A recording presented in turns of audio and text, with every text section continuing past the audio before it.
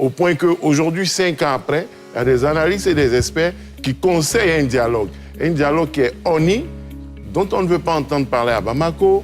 Après l'accord d'Alger, les accords d'Alger, les négociations. Donc, en fait, ce n'est pas nouveau.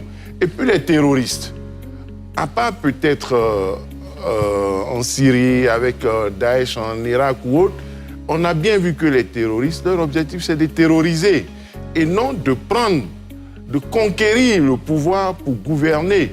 Dans ces pays, ils ont réussi, mais c'est des choses rares dans le monde.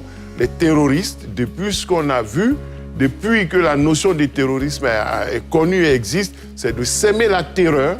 Ceux qui ont fait 9/11 aux États-Unis à l'époque, ce n'était pas pour gouverner les États-Unis. Tous les terroristes en France, ce n'est pas pour gouverner la France. Tous ceux qui font la terreur, qui détruisent partout, c'est pour s'aimer terreur et désolation. Donc, il ne faut pas oublier cela dès le départ.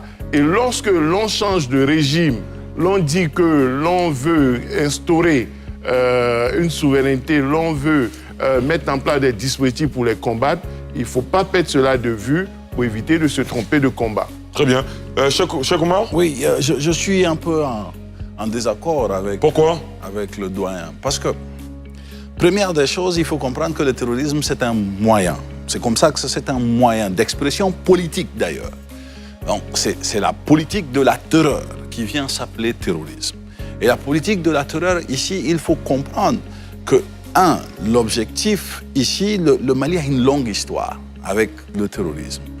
On peut aller minimum en 92 avec le pacte national qui intervient sous le président Alpha Oumar Konaré.